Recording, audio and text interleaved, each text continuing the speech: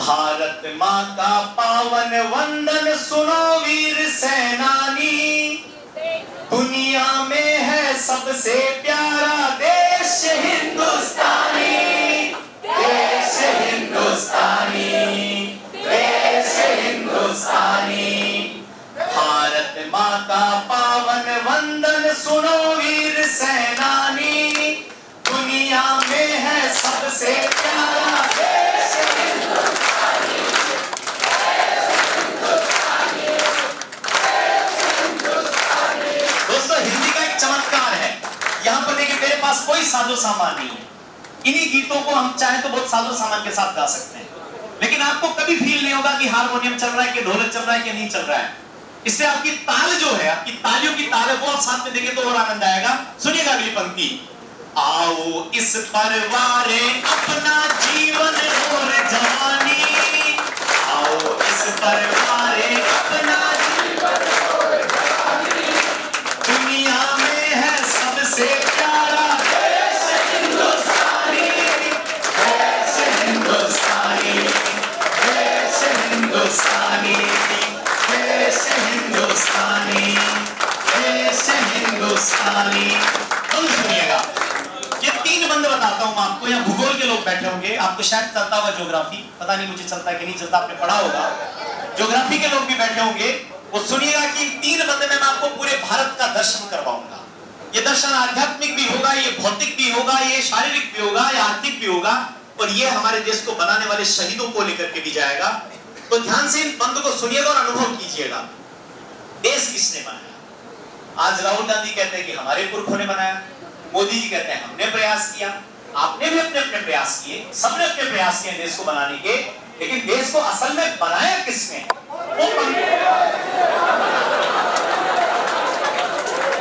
देखिए, देश ने मोदी को बनाया है, और वो खुद कहते हैं मोदी देश को नहीं बनाते, देश मोदी को बनाता है। हमने मोदी को इतना ताकतवर बनाया कि जिस अमेरिका ने अपने यहाँ प्रवेश देने से रोक दिया था, उसने लाल कारपेट बिछा करके स्वागत किया कि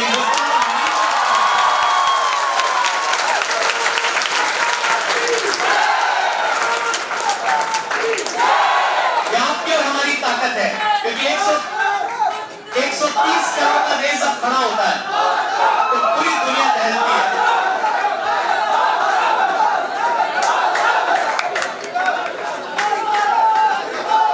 विजय जी, जिस तरह से ये मोटिवेटेड हैं, कोई भी इस समय देशद्रोह की बात ना करके वरना मुंडी फूट जाएगी इसकी।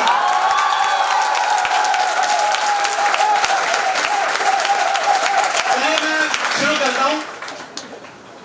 पहली बंद सुनिएगा। शूरों ने, वीरों ने और ऋषियों ने प्राण दिए हैं, शूरों ने, वीरों ने और ऋषियों ने प्राण दिए हैं, वीर शहीदों ने इसकी रक्षा में प्राण दिए हैं, वीर शहीदों ने इसकी रक्षा में प्राण दिए हैं। यहाँ राम के आदर्शों ने इतिहास गढ़ा है, यहाँ राम के आदर्शों ने इतिहास गढ़ा है, यहाँ कृष्ण के पावन स्वर ने गीता पाठ पढ़ा है, यहाँ कृष्ण के पावन स्वर ने गीता पाठ पढ़ा है, गीता पाठ पढ़ा है, गीता पाठ पढ़ा है। यहाँ शौर्य गाथाएं भर दे लहू में रवानी, यहाँ शौर्य गाथाएं भरते लहू में नई रवानी, दुनिया में है सबसे प्यारा देश हिंदुस्तानी, देश हिंदुस्तानी, देश हिंदुस्तानी, देश हिंदुस्तानी। आओ इस परवारे अपना जीवन और जवानी, आओ इस परवारे अपना जीवन और जवानी, दुनिया में है सबसे प्यारा देश हिंदुस्तानी, देश हिंदुस्तानी, देश हिंदुस्तानी। दोस्तों, पिछले दिनों एक दृश्य देखने में आया, आपको भी बड़ी पीड़ा हुई होगी कि कुछ लोगों ने मुंह पे भारत माता की जय बोली, हाथ में तिरंगा ले लिया, और बाहर निकलकर अपने ही भारत की संपत्तियों को जलाने बैठ गए, अपने ही लोगों को मारने निकल गए। क्या इसको हिंदुस्तान कहते हैं? क्या इसको देशभक्ति कह सकते हैं? मैंने उस समय एक मुक्तक लिखा था, वो मुक्तक मुझे भी याद आ गया। वो मुक्तक आपको सुनाता हूं कि वाकई में देश किसका है। यदि उसकी परिभाषा वो मुक्तक ठीक दे तो चौथी पंक्ति मुझे सूचित करे कि मैंने ठीक लिखा और आगे भी ऐसा लिखूं।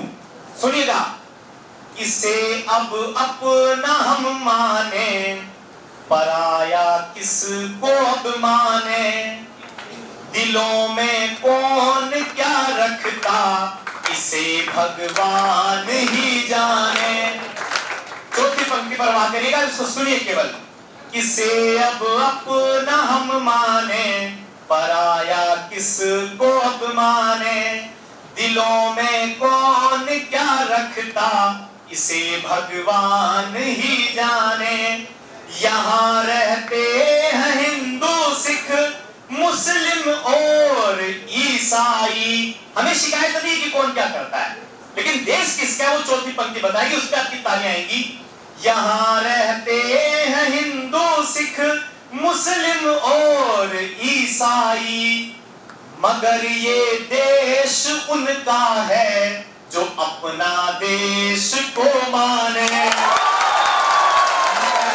देश उनका है जो अपना देश को माने। दोस्तों फिर से मैं मेरे गीत की ओर लौट करके आता हूं।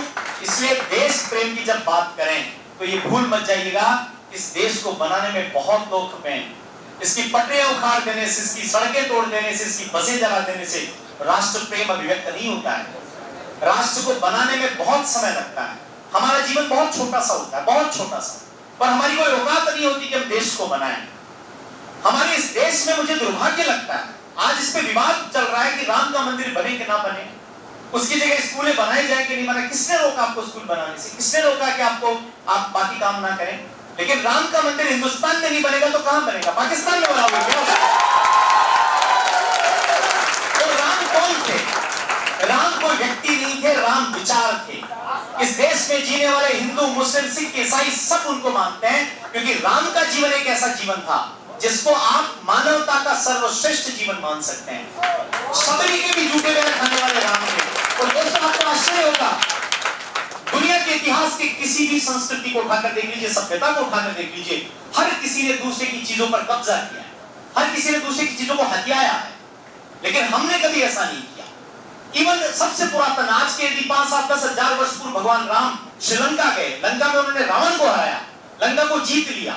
लंका बहुत सुंदर थी, सोने की बनी हुई थी। उनके छोटे भाई लक्ष्मण ने कहा कि प्रभु अब तो हमने लंका जीत लिया, रावण को मार दिया, तो क्या करने वाले इस लंका का? भगवान राम का उत्तर समझिए, वो बताता कि राम कौन थे। राम ने कहा, अभी स्वर्णमयी लंका नैमे लक्ष्मण रोचते, जननी जन्मभूमिश्च स्वर्गादपि गरीयसी। अभी तुम्हें सोने की लंका लक्ष्मण, बहुत सुंदर है, बहुत प्यारी है, लेकिन मुझे ये रोचती नहीं है, मुझे प्रिय नहीं है। ये मैं विभीषण को देकर के जाऊंगा, मुझे तो मेरे सरयू के किनारे मिट्टी में बसी हुई अयोध्या प्रिय है, क्योंकि वो मेरी मातृभूमि है।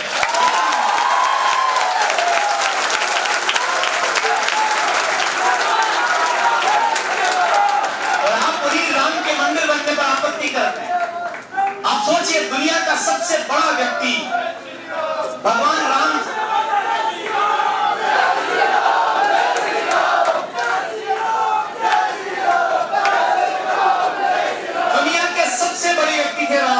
आज के तारीख में आप उनके वंश को देखेंगे तो उनके वंश में पूर्वा से शुरू होकर के, भृगु से होकर के, भागीरथ से होते हुए, दशरथ से होते हुए राम तक पहुंचते हैं।